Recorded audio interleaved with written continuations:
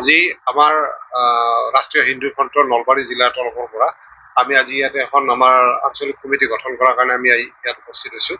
আজি আমি ইয়াতে বিভিন্ন অঞ্চলৰ মানুহ আমাৰ ইয়াতে সমাবেত হৈছে।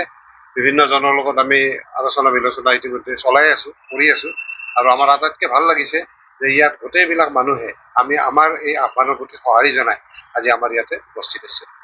আপোনালোকৰ এই আমাৰ ৰাষ্ট্ৰীয় হিন্দু ফ্ৰণ্টৰ উদ্দেশ্য হৈছে আমাৰ ভাৰতবৰ্ষখনক হিন্দু ৰাষ্ট্ৰ কৰা, প্ৰথম কথা এইটো। আৰু দ্বিতীয় কথা হৈছে কি আমি আমাৰ জনসাধাৰণৰ মাজত আমি আমাৰ যিটো সনাতনী সত্তা আমাৰ হিন্দুসকলৰ আমি সেইখিনি আমাৰ এই জনসাধাৰণৰ মাজত প্ৰচাৰ কৰাটো এইটো আমাৰ প্ৰথম আৰু প্ৰধান কাম। অলপতে ঘটি যোৱা যিটো আমাৰ ঘটনা মাধুৰ্য বৰ্মনৰ যিটো ঘটনা, এই ঘটনাটো আমি অত্যন্ত মৰ্মাহত হৈছোঁ। আমি নলবাৰী জিলা আমাৰ ৰাষ্ট্ৰীয় হিন্দু ফ্ৰণ্টৰ তৰফৰ পৰা আমি তেওঁলোকৰ ঘৰত গৈ আমি সন্তপ্ত পৰিয়ালক আমি সমবেদনা জনাইছোঁ।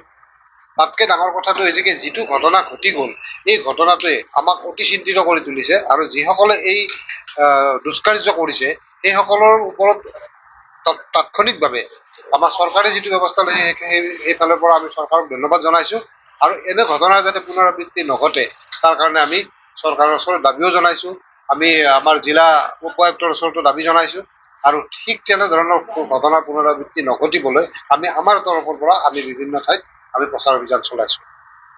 আমাৰ অসমত মোটামুটি 4 বছৰ হৈ গ'ল, কিন্তু গোটেই ভাৰতবৰ্ষতে আমাৰ এইটো 2013 চনতে স্থাপিত হৈছে। নলবাৰী জিলাৰ আমাৰ দুটা আঞ্চলিক হৈছে। আমাৰ জিলা যিটো আমাৰ জিলা পৰিষদটো আছে তাৰ আণ্ডাৰত আজি এইটো এটা, আৰু এটা আমাৰ মোটামুটি হাৰিভঙাৰ ফালে হ'ব। সেইটো কিন্তু অলপমান টাইম লাগিব। আৰু আমাৰ জিলা কমিটিখন গঠন হোৱাৰ বেছি দিন হোৱা নাই, 3 মাহমান হৈছে। গতিকে পৰৱৰ্তী পৰ্যায়ত আমি এনেকৈ আগবাঢ়ি যাই থাকিম, আঞ্চলিক কমিটি গঠন কৰিম।